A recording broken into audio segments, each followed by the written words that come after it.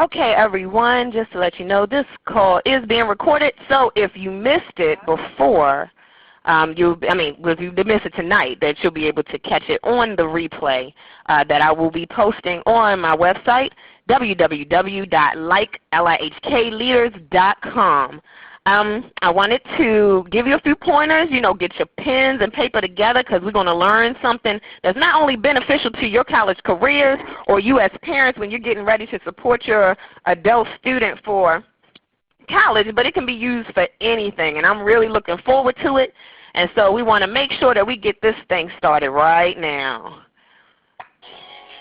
Welcome to the Crushing Collegiate Captivity conference call, where today we will focus on finances.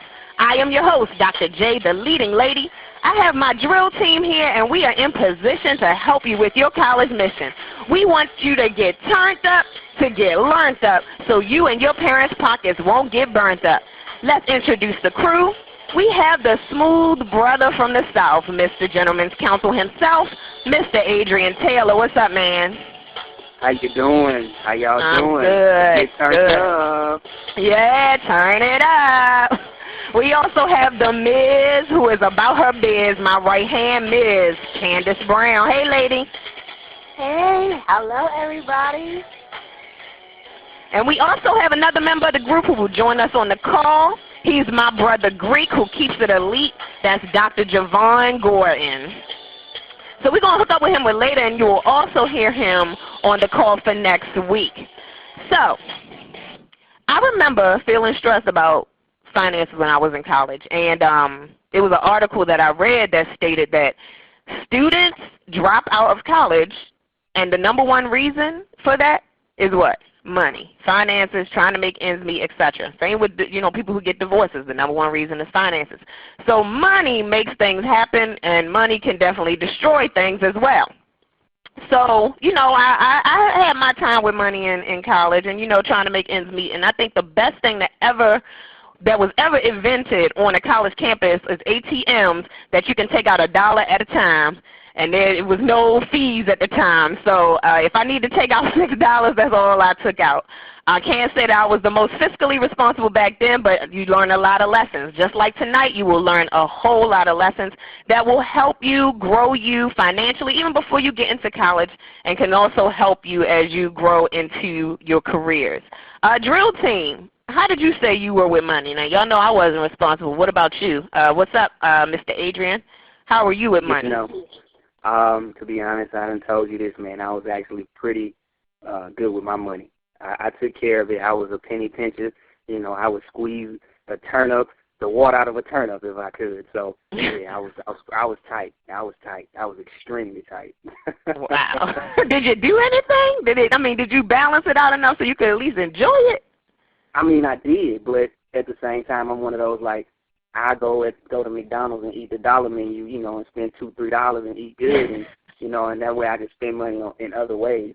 So, I definitely took the cheap route. I was a Roman noodle, eating, bologna sandwich eating, type of guy, So I can spend money in other ways. That's how I had to do it. I totally feel you on that. I know I made a few. I remember my boyfriend at the time had showed me how to make a grilled cheese sandwich with the iron and the aluminum foil. I had no idea you could be so creative with that, but it worked. It worked, and I was like, you know what? I had a loaf of bread, and I had my cheese up in my refrigerator, and that joint lasts for like a week and a half just by eating the bread and the cheese. Oh man, he didn't show you the plastic bag one? Now that's the one. No, I don't know. With a plastic bag? With a plastic bag. That's what you need in your life. You ain't had one until you had it with a plastic bag, I'm trying to tell you. How you do with a plastic bag? You got to get the iron. It's still with the iron, but you cover it with the plastic bag instead of the aluminum foil. It makes it a little bit more crispier, and it flattens it real good. I'm telling you.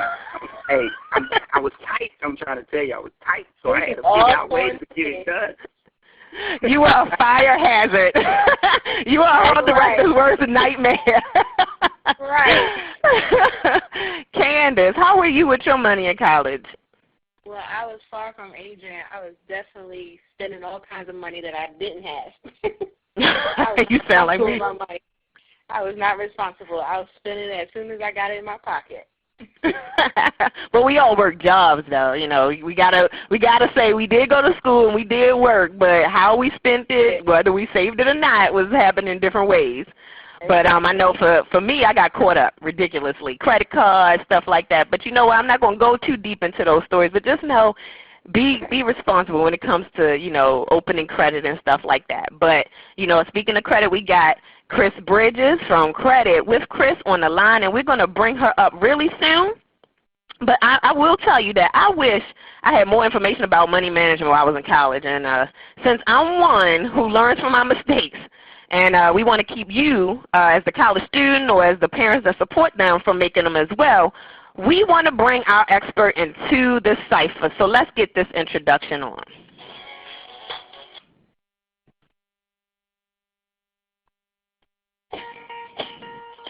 Coming to the cellular stage, she is an award-winning speaker, author, and coach dedicated to educating and raising awareness of credit and its impact on our lives. She strongly believes that if you know better, we can do better. Her passion for sharing knowledge about the principles of credit management is delivered in a down-to-earth style that is both engaging and empowering to take the first steps towards financial freedom. She is an author of the bestseller, The Queen's Legacy, What You Need to Know About Credit and Co-Signing, Your First Step to Credit Restoration, and He Jacked Up My Credit. To keep you and anyone else from jacking up your credit, please welcome our expert this evening, Mrs. Chris Bridges. How are you, Mrs. Bridges? Ms. Bridges, coming to the stage. Star 6 if you need to unmute.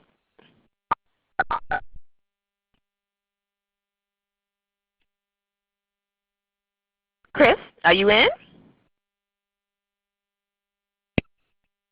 We didn't lose her, did we? I don't know. What happened was. Well, she will definitely call back. So you know what? I'm going to use this time to tell you about my credit difficulties.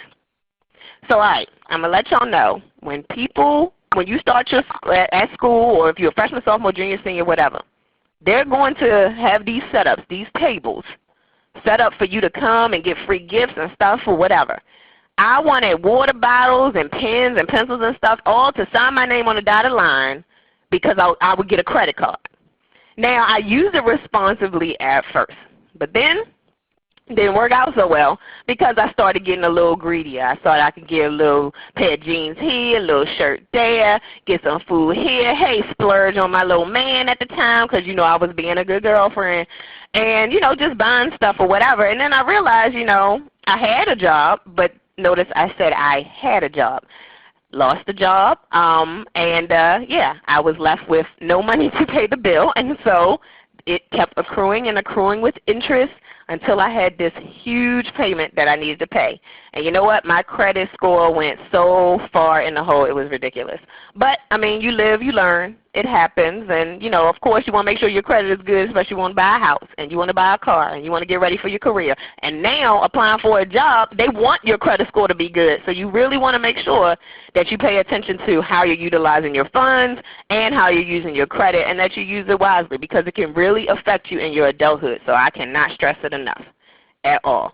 So, Candace, you talked about you had jobs while you were in school. What did you do while you were in school? So my job is I worked retail, so there wasn't a whole lot of money coming in to survive off of, but it was something, you know, to get me going, to have spending money, whether it was going out to parties, picking out outfits here and there, or just eating out because I didn't want the cafeteria food. But that was my big thing, was eating off campus. I did not eat because I didn't like the food. So that was where most of my money went, was food and clothes. And what about you, Adrian? Where did you work? How did you do it? You know, I did retail as well a little bit. Also, I did, you know, Circuit City. When we was coming through, Circuit City was big and heavy, and they was paying pretty well. So, and the discounts was ridiculous. You could get 70, 80% off of electronics that they had, TVs, radios, you know. But that's where I did my time at, and they paid pretty good. Very well. That's good. Yes. I should have worked Yeah, I there. can't really. I'm sorry. What you say? I said I should have worked there. Yeah, man. I mean, 'cause you make commission, everything. It was good. It was real good. I really enjoyed it. And then, of course, the retail stores, man, I always try to work places where I can get discounts. I told y'all. I know that's right. I know that's right. Talk about being fiscally responsible. So, that's just like if your favorite store, you shop at just like Express. Let me say Express. I like Express. That's a store I'm going to try to work at because I know that's what I'm going to be wearing. So, hey, let me get that 30-40% off everything I buy. Yes. Talk about being fiscally responsible. You can get discounted clothes, and I wish I had thought about that, but I really didn't. But discounted clothes, discounted food, get the hookups while you can, because sure enough, I did. We want to apologize because we have a little technical difficulties, but we want to bring Miss Chris Bridges back in. Miss Bridges, I apologize for that. Dr. J, can you hear me? Yes, I can. Yes. Thank you so much. My apologies that it didn't work for you. I don't know what's wrong. I tell you, I've been on the call 10 minutes before the call, so I am excited and ready to go. So when you said, somebody said, did she drop off? I'm like, no. No, it's all good. We got you on, and we appreciate you being here. So the stage is yours, Mrs. Bridges. We ready for you and to hear all about Credit with Chris and how you can help our college students and their parents prepare for the upcoming school year. So take the stage, ma'am. Fantastic. Well, I want to thank you very much for inviting me to be a part of this awesome call. I have 5 children. Actually, I'll tell a little bit about me up front. I have 5 kids, 27 to 22, and a 7-year-old. And out of the grown ones, they all grown. They're all boys. 2 of them I sent to college. I think we probably spent about $176,000 altogether in their education. So I know exactly what your college students and, most importantly, their parents are going through and thinking about right now. So I just thank you so much for having me be a part of this call. I apologize for coming in a little bit late, just trying to work through the issues, but you guys were holding it down so much. I appreciate you. No problem. We appreciate you for being patient with us. Oh, no, it's good. I have a lot to share, actually, and I know that we have some time we carved out for me to share some things, and then we're going to open up for some questions and answers. So I certainly hope you don't have shy folks, because when you get an opportunity, or when I get an opportunity to talk, I just flow, and more importantly, I'm here to serve and to pour out. I always say before I talk that I come as full as possible, but I'm trying to get off this call empty. So y'all better pull everything you need to get out of me because I'm here to give it.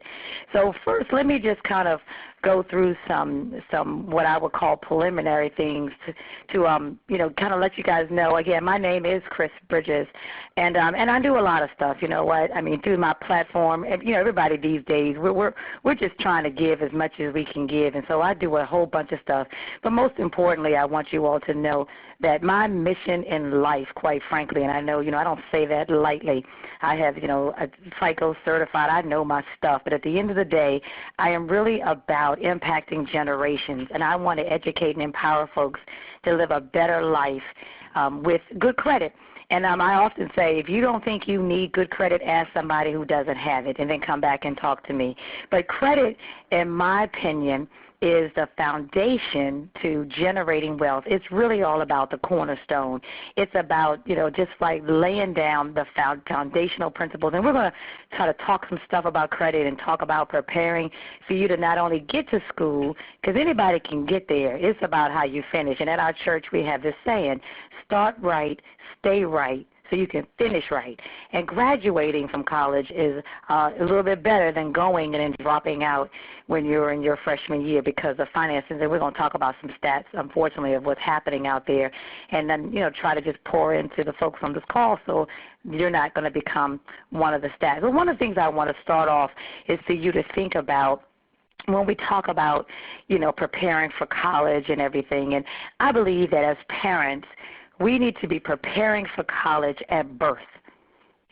At birth. preparing for college, whether or not your child actually goes to school, because I told you I have 5 kids. One is only 7. I'm preparing for her today. But the other 2 decided they didn't want to go to school. They wanted to go into the military, or to work. So kids decide later, whatever it is that's best for them, and I believe that's a whole nother call, but I believe that we have to walk into our own destiny. But you should be, as a parent, preparing for them at that time. One of the things, wouldn't it have been nice, and I heard you all talking earlier, and I'm going to tell you, my parents didn't send me to school. I think they told me I had some money put aside to go to school, but I never saw it, quite frankly. And when I graduated from high school, I fell in love.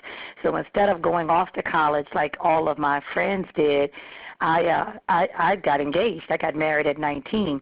And so I went to, the local community college, but my mind wasn't there. And how many of you know if your mind's not there, you really don't need to be in school? Absolutely. Needless to say, I didn't do too well. So I wound up going back to school as a returning adult.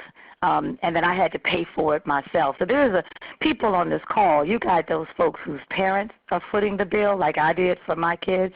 And then we have those students who are having to pay for college themselves. And so this message is for everyone. But I believe that as parents, we should start preparing our children for school at birth. But to prepare to stay in college, that happens in high school.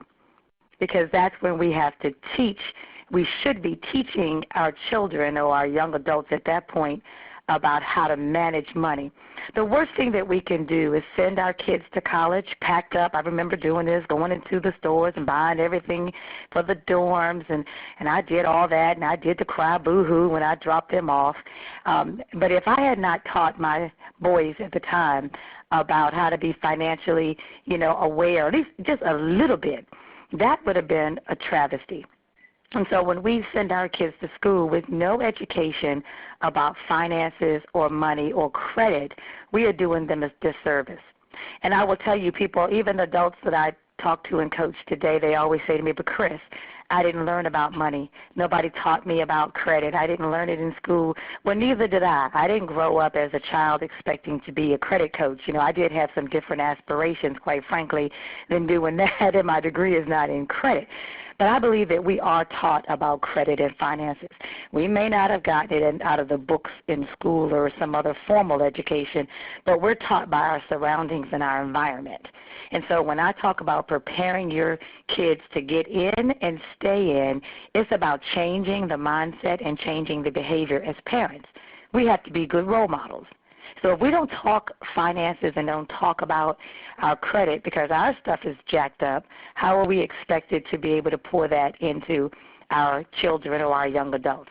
And so that's kind of where I come from there. And I remember talking to a young lady, and she went to school, and she had great parents, very loving parents, loved her. I could tell they loved her, just close family.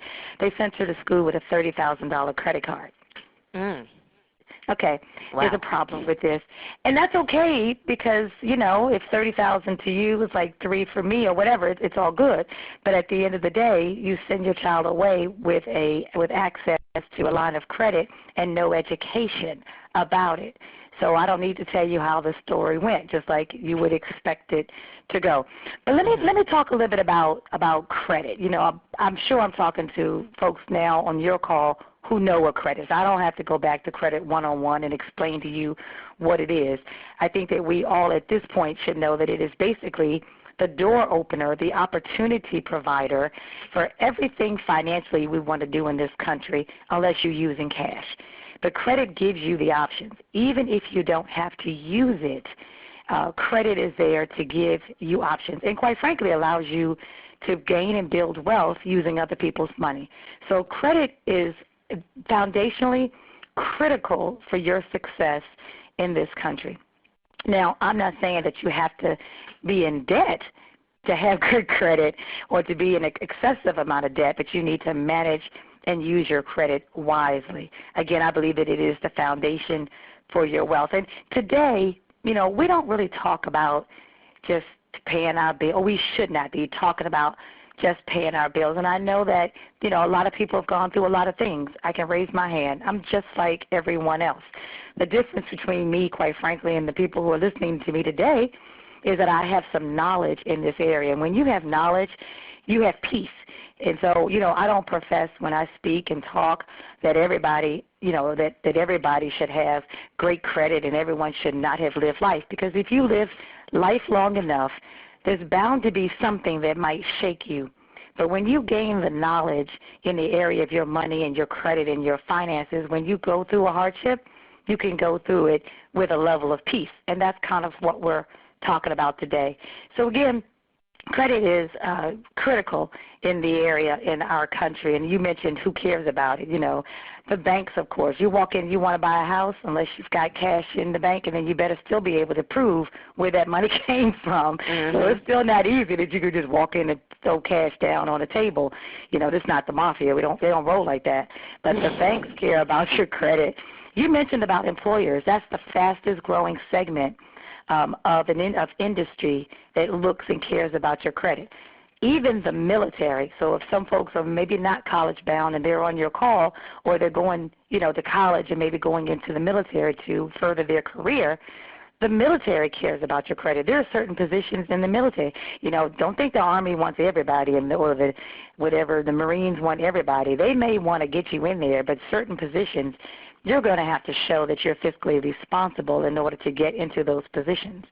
Insurance companies, did you know that an additional 30 to 50% could be increased in your premiums just because of your credit score?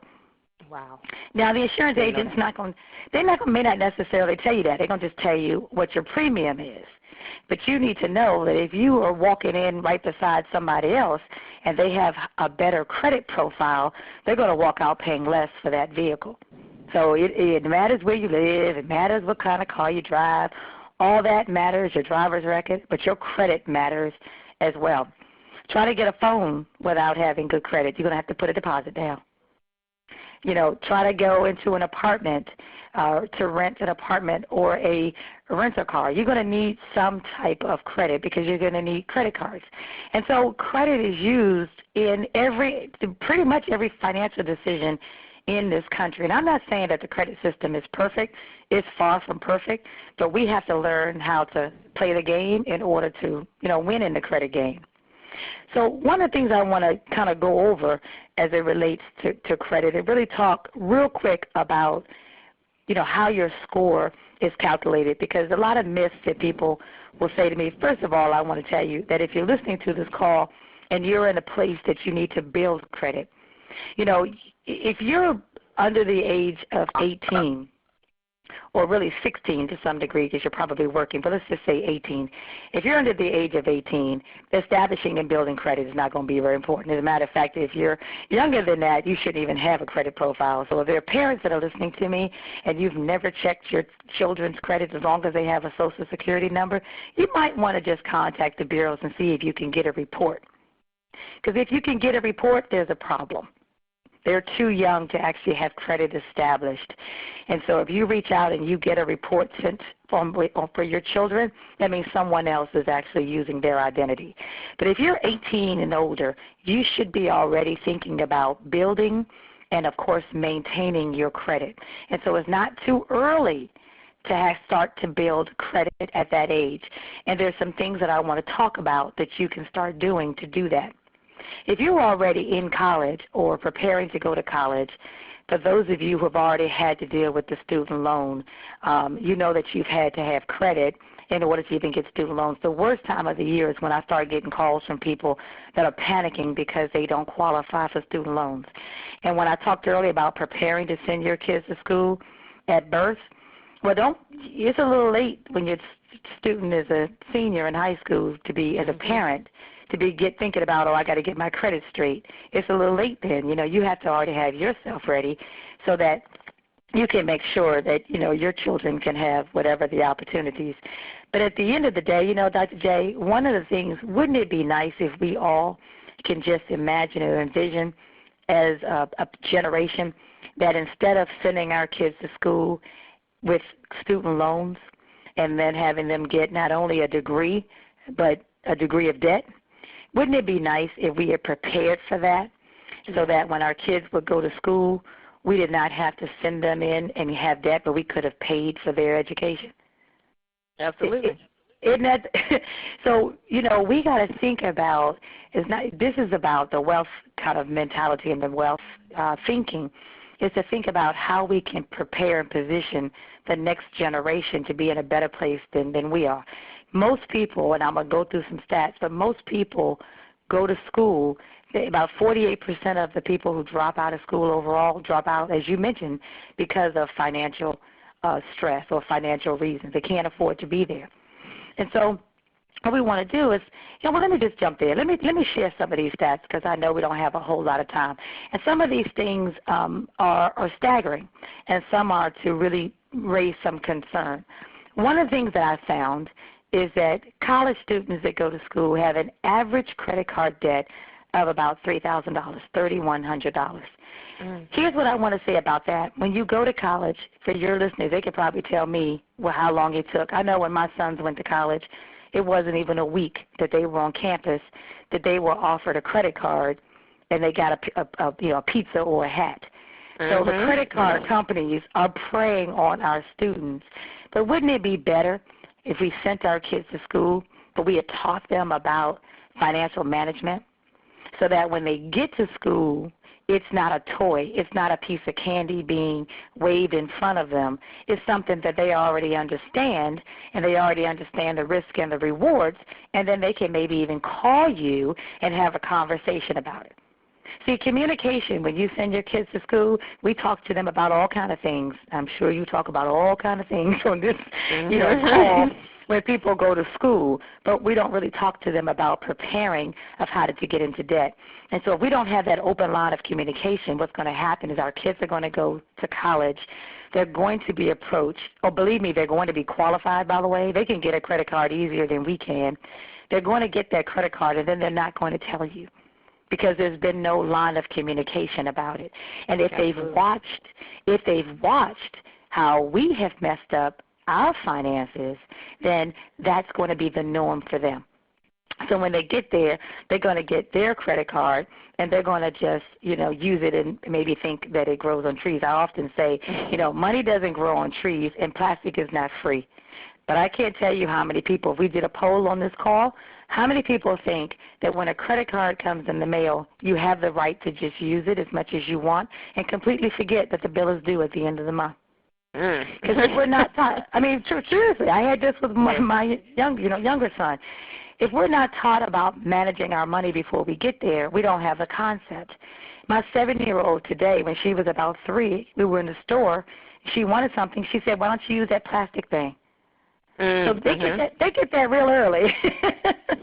They get that real early.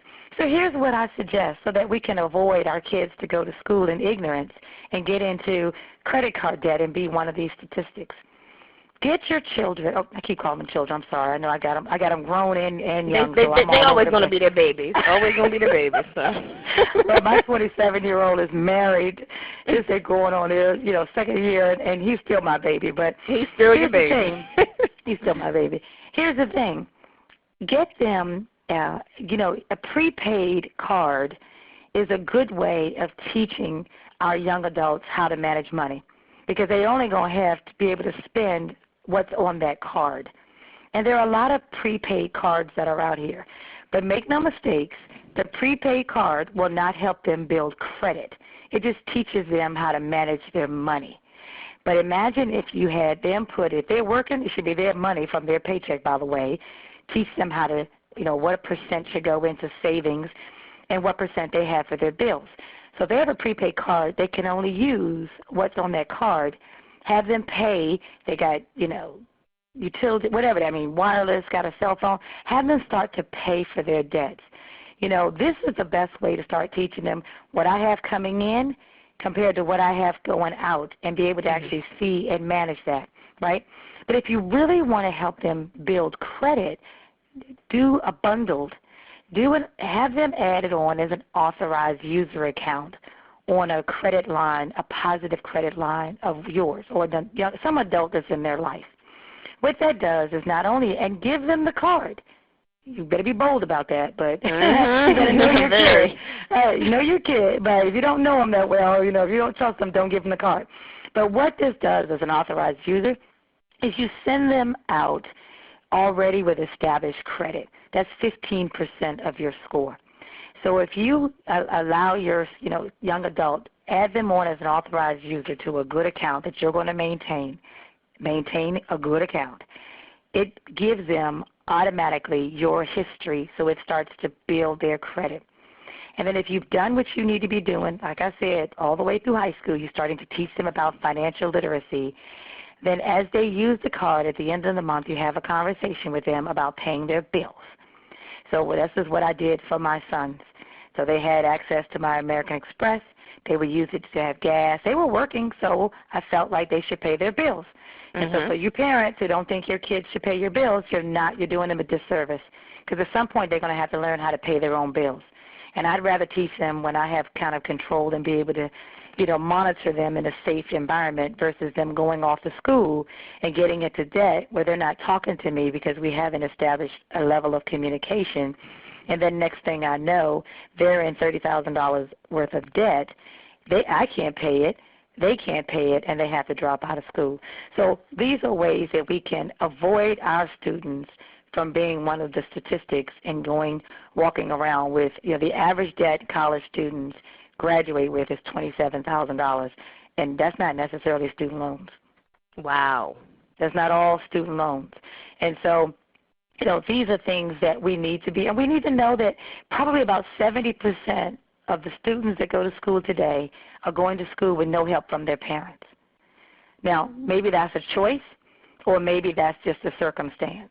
But that's a high percent of students that graduate from high school and are pretty much on their own.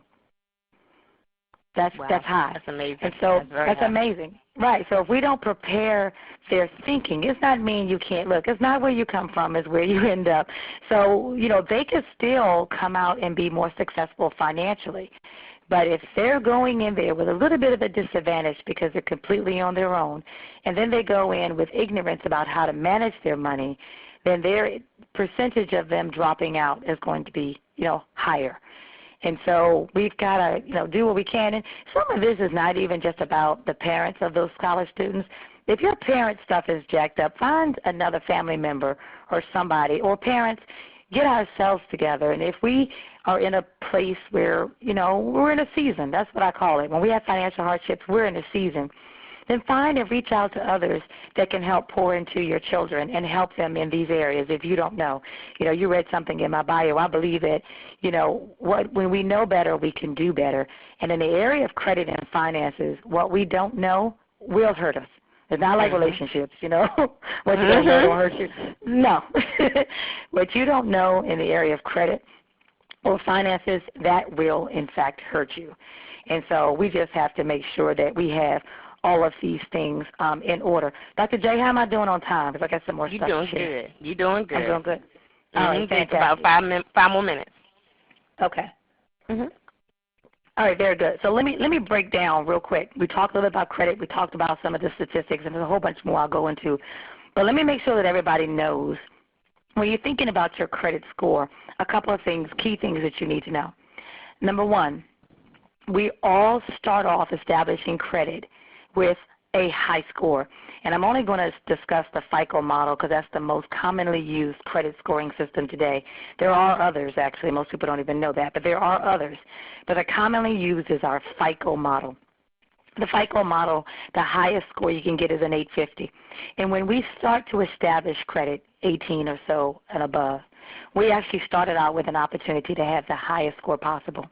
However, when things are reported about us or not reported, because sometimes what's not on that credit report can be hurting you just as much as what's on the credit report. When we start to get ourselves into challenges, whether it's because of lack of knowledge, whether it's because of lack of income, because credit is affected by our ability to pay. So at the end of the day, though, when things start being reported about us, we lose points. And so when we're looking at our credit score, if our credit score is not where we want it to be, it's not opening doors for us financially, we're not having a peace, it's not in the 800s scoring range, it's most likely because we need to find activities to get our points back. And how do we do that? So there are 5 main areas that impact your credit score, and I'm going to go through these real quick. The first one and the largest percent, the most impact to our credit score, which is 35% of our score, is payment history. Now, payment history looks like a bunch of different things. It's late payments. So if you miss one late payment on any of your debts that are being reported, credit cards, mortgage, car payments, let me let you know, 100 points you could drop in 30 days, or as soon as that information is reported, quite frankly, you could lose 100 points. Wow. And so payment history is 35%. That's late payments. Late payments also turn into collections, charge-offs, public records, which are judgments and liens, right? So all that is in that 35% score. So that's the largest impact to your credit. And if anyone's listening to me and they have good credit and they think that, I have good credit, I've been paying Discover for the last 25 years every month on time, this is not like a bank. You cannot make a bunch of deposits and think you can make a withdrawal. You miss one payment to Discover, and you will lose these points that I'm talking about. So wow. They don't say, oh, you know what, you've been paying me on time, unless you get a good person and they do it out of goodwill. But mostly all of this is automated. And so they don't really look at your history before they decide to report. It's all automated. And so don't play with that. If you miss a payment, if you have good credit, as a matter of fact, you will be penalized more than the next person who misses a payment here or there because their credit system feels like you should know better. So 35% of your score is payment history. 30% of your score is how much do you owe compared to how much is extended. That's balance owed or amount owed. This is a key thing when you're dealing with credit cards. And credit cards, by the way, are not your worst enemies. In a lot of cases, you need a credit card in order to truly start to change for the better, to improve your credit or to build credit. So the only type of account out there that will work with your credit score, different than others.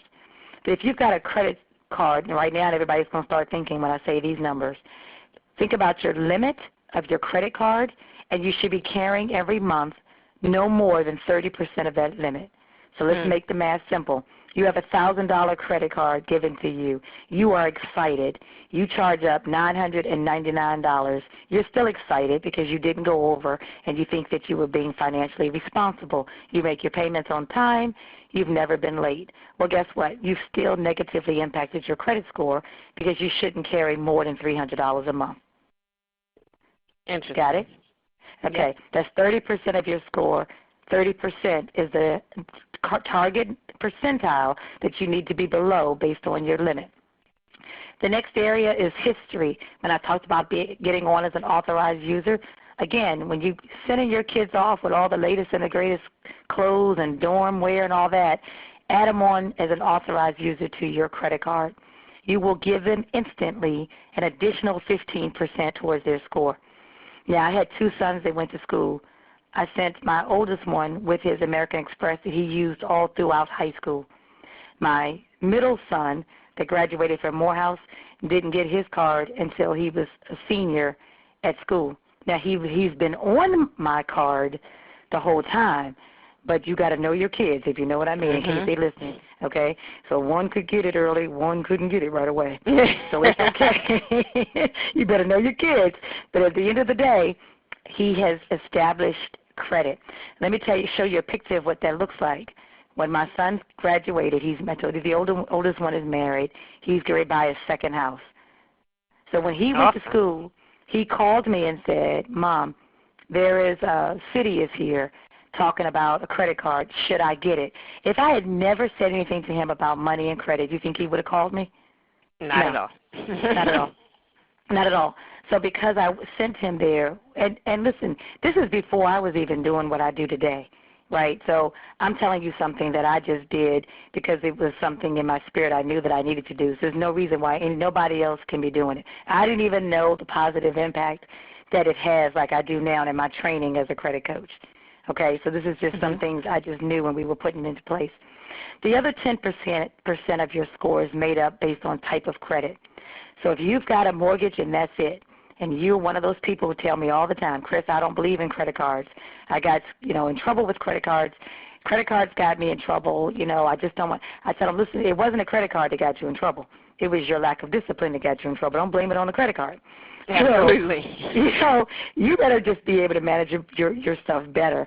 But you need a credit card. So if anybody's listening to me and all they have are installment accounts, the 3 type of accounts that are used to be well-rounded from the credit system is a mortgage, an installment account, which could be student loans, personal loans, car loans, and a credit card.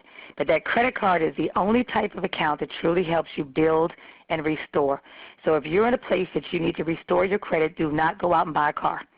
Buying a car does not help you build credit. It will not fix your credit. Now, if you miss a payment, it will jack up your credit. But buying a car does not help you build your credit. You could buy a car, hit the lottery, pay it all off tomorrow, your score won't change. Got it? Okay, so but credit card is the only type of account that truly does help you to build. But that's 10% of your score type of account. And the last 10% is inquiries. So as a young person going to school, do not run around trying to apply for everything because you just learned about credit. And now you want to see how many credit cards you can get to buy pizza and everything for all your friends and look good. Hard inquiries will drop your score. So a hard inquiry, that's when you're going around applying for credit, will negatively affect your score. On the other side, you can be fiscally responsible to manage and monitor your credit by getting one of the consumer monitoring sites. If you have that set up every month so you can look in, not only be alerted in case somebody is stealing your identity, but to know what's going on, those are soft inquiries and does not impact your score. So as a recap, your credit score is made up of basically 5 key areas. Payment history, 35%. Amount owed, 30%. Length of credit history is 15%. That's that authorized user we talked about. Give them your 15 years of good credit. Type of accounts, 10%, and another 10% is inquiries. If we manage all these areas well, and if we're not right now, that's cool. Now you know how they are set up. Try to work to put these things into place. When we manage all of these areas positively, we will have good credit. So I wanted to just kind of share those things with you today. And Dr. J, what you want to do now? I thank you for giving us that information, man. I mean, that's valuable information that you have offered us that I know people were taking notes. I know I was. I know the drill team was taking notes, so we appreciate that. I do want to open up the line right now for anybody who might have a question for Ms. Bridges. Hit *6 to unmute if you have a question for Mrs. Bridges.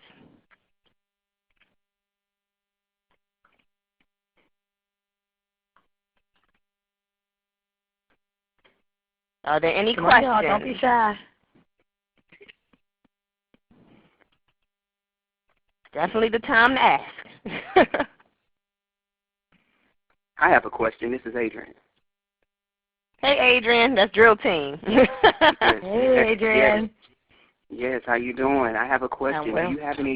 Do you have any suggestions on how, as far as, kids that you may have? You said start saving, before you have them, when they're babies. Any suggestions that you may have of ways to save? Absolutely. And one of the things I will tell you that I had to put my family through, my husband wasn't very happy when we did this, but I believe that there is extra fat in everybody's budget. I have not found anybody yet that has told me that, that I've not been able to find what we call fat. And fat could be, I remember one point I was paying $184 for DirecTV. Now, there's a problem with that. Number one, we shouldn't be watching that much TV that we have to spend almost $200 and we have every channel under the sun, right? And so one of the things that I did is I called, and I'm going to tell you this is a great way to cut down some extra expenses in your budget. I called DirecTV and I said to them, and they said to me, I said, oh, you've been a loyal customer. You've been with us for 12 years.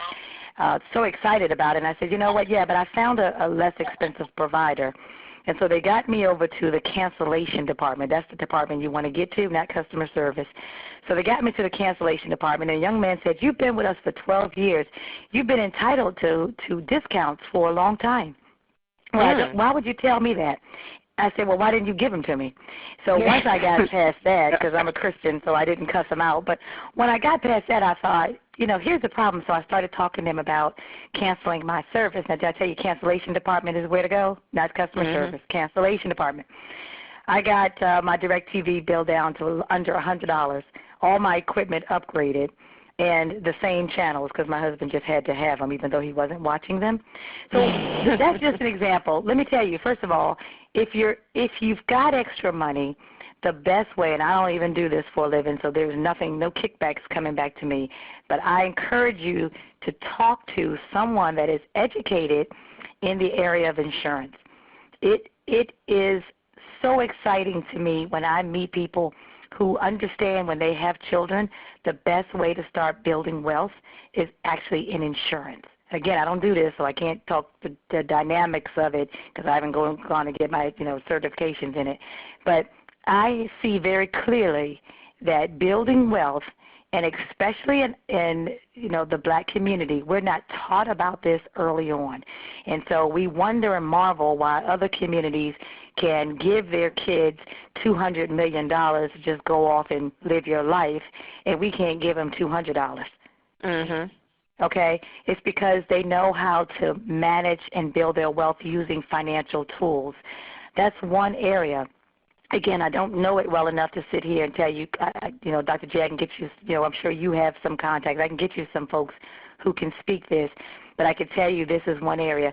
We have to change our thinking. Let me share something with you, and I'm going to go back and answer, but let me share something with you that was profound, and I love this, and I try to share this, and it's about wealth-minded people. And jot this down in your notes. Poverty-minded people think day to day. I just got to make it through the day, right? Poor people think week to week. Middle-class people think and are thinking month to month. My paycheck this month, got to pay the mortgage this month, what's going on this month. Rich people think year to year. Every year I'm making decisions. Very rich people think decade to decade. Wow. I look out 10 years at a time. But wealthy people think generation to generation. We need to start thinking wealthy. We need to start thinking, instead of sending our kids to school and with student loans, sending them to school with a check that they can cash, probably after they graduate. Let that money just sit there for a minute, earn more interest, and then when they graduate, they can pay the student loans off. But that's how we have to start thinking about preparing for our kids so they don't go into debt. I know that everybody is not there yet. I didn't do this. Listen, I didn't do this when my older kids were younger. And so, again, I learn. As I learn, I implement. But I'm doing this with my 7-year-old. I am building wealth for her right now. And I wish I had done it when she was 1. Wow. Okay, so that's one way that we can build wealth, is using insurance as a tool. Don't think insurance is just to bury you. And for those people listening to me who do not have insurance, it's the most selfish thing that you can do. Even if you think you don't have anything, why would you want to put your family members in debt to bury you? So that's our soapbox. Let me get off that soapbox. Okay. Hey, so that was a good soapbox to be on. Hey, couple things. So find some extra money. Put the money aside in the best, vehicles. College savings. I mean, there are a lot of tools, resources that are out there. But the biggest thing is to do it. And, again, if you're looking at your budget thinking, I can't even pay for babysitting, how am I going to put money aside? I encourage you to find ways that you can cut fat. Find things that you can sacrifice. What I was getting ready to say about my husband is I decided we're not going to grocery shop every 3 days. Instead, we're going to eat the food that we already have here. How liberating was that? First of all, we had a freezer downstairs full of food. Most of it was freezer burned anyway. I don't know why we buy houses and immediately the first thing we get is a freezer. Yes. You ever thought, I got to buy a freezer. For what? We don't eat the food. I had food down there I threw away that was 10 years old. I didn't even know it was in there. Wow. So one of the things that we don't do, we open up the pantry or the refrigerator and we don't say, I have nothing to eat. You be creative and you eat out of your pantry and out of your refrigerator, and don't buy, freezers that you're going to pay extra money for food today just to have to throw away tomorrow. So we can find extra money. If it's $10, if it's $20, whatever it is, the key is to start saving now versus later. And it's the same thing for retirement. It's the same concept for retirement. So I hope I answered your question. I know I kind of probably went around the barn, but at the end of the day, I hope you got the point. Yes, I got the point. And that's crazy that you said the insurance thing, because I was actually told the same thing. And I'm like you, I'm researching it, but I don't really know exactly, the particulars. But I was told, like, they had to regulate, insurances because big companies were, getting all of this money off of insurance. But like you said, it's the mindset of the wealthy. Instead of in stocks and bonds, they're investing in insurance. Well, we get upset with other people who don't have to pay taxes on their money. You all probably know who I'm talking about recently, the presidential candidate. At the end of the day, he didn't have to pay taxes because he had his money put aside. But here's when I talk about the wealth thinking. His daddy told him that. His daddy's daddy told his daddy that. And his daddy's daddy's daddy told his daddy's daddy that. We don't tell our children about this because we're not implementing these things ourselves. And so when we talk about impacting and changing generations, we have to look at these tools. Absolutely. I have a friend of mine right now has a 1-year-old, puts money aside. That child will have $137 million later in life. Now that's what I'm talking about. Okay, wow. That's what I'm talking about. So, and that's that's what others do, and there's no reason that we're not doing it. So but we cannot say we can't. Yes, we can sacrifice something. Just don't do something. Total sense. And you speaking to me having 2 little kids. I'm like, I need to save for these babies when they decide to do whatever they're going to do when they get older. And be productive and society and if they decide to go to college, cool. If not, they can put it into a home or whatever they want to do to help. Like you said, they're the next generation. So that's awesome. That is wonderful, wonderful information. That is what this is I've heard George Fraser say, the generation we have today, our generation, we are set to do worse, the first generation ever in the black community, to do worse than our parents. Wow. Now, some things we could say, oh, that was not my fault or whatever. At the end of the day, everybody's going to have a story, right? Mm-hmm. But we are positioned to do worse. We've got to take control of that, and we've got to learn. And there's no difference between us and everybody else walking around here, except for they're more open to learning and then implementing. And we tend to be closed-minded. We think about ours now, and I just got to take care of me. So, insurance is certainly a big way, and Dr. J, I can always, get some folks to come on and educate, your group with how to do that. But that is a key product. And again, not the type that just buries you. I'm talking about you're going to have to dig a little deep, be a little bit more creative, get somebody that really knows what they're talking about. But there definitely are products that do that we need to be tapped in because it's no different. I'm going to tell you an example. When I was in my 20s, I had the wherewithal to know that I needed to have life insurance. I had 2 young kids. I got married. I told you I was 19. I had life insurance, but I had term life insurance. What a waste of money. Wow. What a waste of money. If I had with the products that I know of today, I'd be set. Now, I'd still be doing this, but I'd be set right now. Well, you sure are teaching me something, for real. For real. I'm set right now. Ms. Bridges, can you tell the listeners how they can get in contact with you if they want more information about Credit with Chris? Absolutely. Well, my real name is actually Christiana, and I go by Chris Bridges, but I'm going to tell y'all right now, don't go to Google and Google Chris Bridges because you're going to find ludicrous. We share the same name. I told Ludacris, I told his attorney, I met his attorney, and I said, you tell your client I'm going to catch up on him on Google, but right now he kind of got me, but I'm going to catch up with him. But if you search me, Credit with Chris, just remember my name is Chris, and it's that chick that talks about credit. Credit with Chris, you'll find me everywhere. I do have domain over that. I also have a mobile app. It's free. I encourage you to download it. I do a lot of exclusive things, tips, and things like that on the mobile app. Plus, you can text me, email me, call me, everything from the mobile app. So I encourage you to get that. It's in Android as well as Apple. But my main site is, again, Credit with Chris, also all the social media. I'm making this as simple as possible. If you are listening to me and you're interested in talking a little bit more about your situation personally, maybe you've got good credit, but you're not sure why, and you need to learn how to maintain it, or you've got credit that's been a little challenged, and you want to be encouraged to know that you can have a better life with good credit, then I encourage you to contact me for a free assessment. I will chat with you, no cost, no obligation. At the end of the call, you've got good, valuable information. If you want to work with me, great, but if you don't, it's perfectly fine. That helps me to, my mission is to impact generations, and so I got to talk to as many people as possible. If you're interested in that offer, I want you to go to goodcreditwithchris.com. Real simple, goodcreditwithchris.com for your free assessment.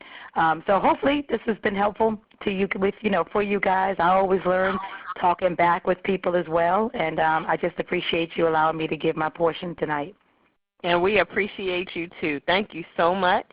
So I want to also thank the drill team, Mr. Adrian, Miss Candace, and Dr. Gordon. We love you, man. We hope all is well. We'll hear from you next week. And a special thank you to Mrs. Bridges for telling us how to get money, keep it, and manage it, and imparting her financial knowledge to all of us. Well, that's our session tonight. We will bring you more information to help you crush collegiate captivity. For upcoming events, go to www.lihkleaders.com. Good night, everybody.